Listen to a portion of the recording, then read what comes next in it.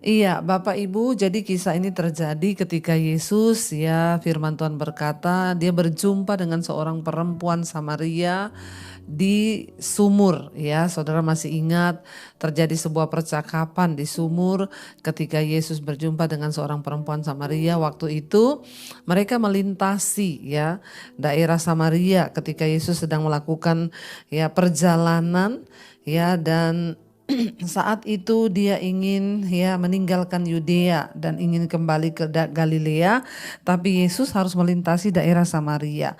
Lalu di situ dia berjumpa dengan seorang perempuan yang datang ke sumur, ya, ingat waktu itu ada sumur Yakub. Dan perempuan itu menimba air dan terjadilah percakapan. Yesus berkata, dia datang pada jam 12 siang dan dia ternyata, ya, suaminya banyak, ya, dan akhirnya terjadi percakapan tentang penyembah yang benar, menyembah dalam roh dan kebenaran. Pada waktu itu murid-murid Yesus meninggalkan Yesus itu sendiri, mereka sedang masuk ke kota untuk membeli makanan karena mereka sudah lapar, saudara. Nah, ketika mereka kembali, saudara, mereka mengajak Yesus makan. Ya, mereka berkata, ya, kepada Tuhan Yesus, tadi dikatakan ayat 31, sementara itu murid-muridnya mengajak dia katanya, Rabi, makanlah, karena mereka sudah datang dari luar kota dan dalam kota membawa makanan kepada Yesus. Tapi Yesus menjawab murid-muridnya, dia berkata, ya, padaku ada makanan yang tidak kamu kenal, ya.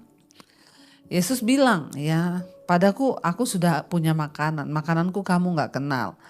Ketika itu murid-murid saling bertanya satu dengan yang lain, mereka bilang, siapa yang sudah memberi dia makanan? Adakah orang lain yang datang ke sini untuk memberi dia makanan? Ya, saudara, lalu pada waktu itu, ya, mereka saling bertanya satu dengan yang lain, ya, adakah orang yang membawa sesuatu untuk dia makan?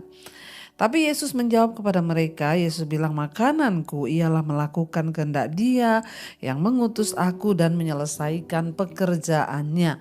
Ya, Bapak Ibu, bicara tentang makanan, makanan itu adalah sesuatu yang sangat dibutuhkan oleh tubuh manusia. Kalau kita nggak makan, ya, kita pasti pusing, lemah, ya, lemes, ya. Makanya kadang orang yang mau diet atau puasa, ya, kadang nggak kuat, ya, karena, ya, makanan itu nutrisi yang sangat dibutuhkan untuk tubuh manusia supaya kita ini bisa kuat, ya, bahkan gizinya harus lengkap, harus cukup, nggak bisa kekurangan satu saat yang lain, bisa berbahaya bagi tubuh. Pada intinya makanan itu sesuatu yang sangat dibutuhkan oleh tubuh manusia. Ya, begitu juga dengan Yesus. Selama ada di dunia, Yesus tuh makan, ya. Makanya murid-muridnya pergi mencari makanan di kota supaya mereka kembali membawa makanan untuk Tuhan Yesus. Tapi ketika saat itu mereka menawarkan Yesus makan, dia bilang, ya, padaku ada makanan yang tidak kamu kenal. Yesus adalah Tuhan yang selalu berbicara dalam perumpamaan.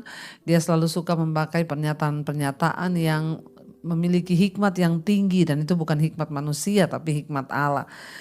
Lalu murid-muridnya bertanya kepada dia, ya, siapa yang sudah memberikan engkau makan? Adakah orang lain yang datang memberi engkau makanan? Yesus menjawab, ya, makananku ialah, ya, melakukan kehendak Bapa dan menyelesaikan pekerjaannya. Wow, saudara. Ternyata, ya, bagi Kristus, bagi Tuhan Yesus, ya, selain makanan jasmani, Tuhan Yesus, ya, memiliki makanan yang juga luar biasa, ya, bagi dia sendiri, bagi rohaninya, ya, sesuatu yang sangat dibutuhkan, ya, itu adalah makanan. Dan Yesus berkata, makananku ialah melakukan, ya, kehendak Bapa. Saudara, betapa pentingnya melakukan kehendak Bapa itu di mata Tuhan Yesus. Ya, sehingga dia berkata, makananku itu adalah melakukan kehendak Bapa. Dalam hidup ini, dalam pengenalan kita akan Tuhan tidak lain tentunya. Kenapa kita baca Alkitab, kenapa kita berdoa, kenapa kita bangun dengarkan mezbah syukur setiap hari. Satu tujuannya supaya ini kita nih semakin mengenal kehendak Bapa. Ya, saya bersyukur banyak saya mendengar kesaksian orang yang berkata, "Bu, saya ini Kristen dari dulu, tapi saya baru mengenal ya kehendak Tuhan itu sejak saya mendengarkan ya firman Tuhan yang Ibu sampaikan. Saya baru mengerti bagaimana menjadi Kristen, bagaimana melakukan kehendak Bapa." Ya, ternyata melakukan kehendak Bapa itulah sesuatu yang sangat penting, bahkan tidak kalah pentingnya dengan makanan jasmani kita. Kenapa Yesus menyampaikan itu kepada murid-muridnya? Tentunya dia mau supaya murid-muridnya itu belajar. Kamu tuh jangan cuma makan makanan jasmani, jangan cuma makan nasi, ya makan capcay, makan bakmi kuah, bakmi babi, yaitu orang Kristen tuh semua makanannya gitu.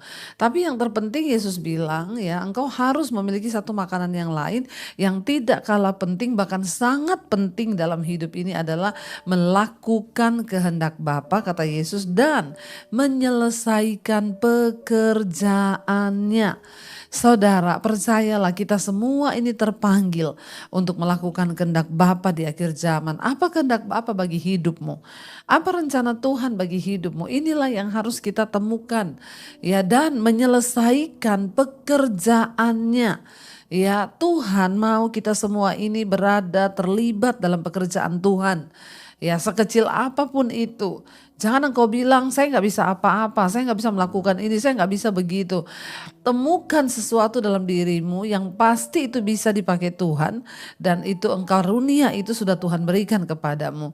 Ya, jangan bilang saya nggak bisa, tapi katakan aku bisa Tuhan melakukan kehendak-Mu, menyelesaikan pekerjaan Bapa. Bayangkan loh, Tuhan Yesus bilang pekerjaanku melakukan kehendak Bapa dan menyelesaikan pekerjaannya. Saudara, kita semua satu saat akan meninggalkan dunia ini, dan ketika kita ketemu Tuhan nanti, apa yang harus kita pertanggungjawabkan di hadapan Tuhan? Bukan soal hartamu banyak, bukan soal uangmu, bukan soal pencapaian-pencapaian yang lain. Tapi ketika kita menghadap Tuhan nanti, akan kita persembahkan bagi Tuhan adalah ya kita melakukan kehendak-Nya dan menyelesaikan pekerjaannya. Kenapa Yesus katakan itu kepada murid-muridnya?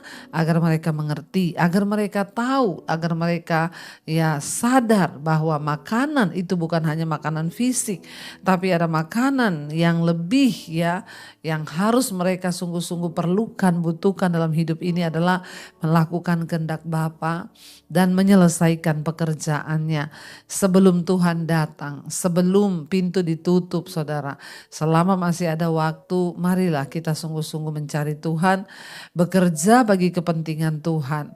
Ya, melakukan kehendak Bapa. Lalu mungkin banyak yang bertanya, "Bu, bagaimana saya bisa mengerti kehendak Bapa?" Baca Alkitab. Ya, karena firman Tuhan ini adalah isi hati Tuhan sendiri.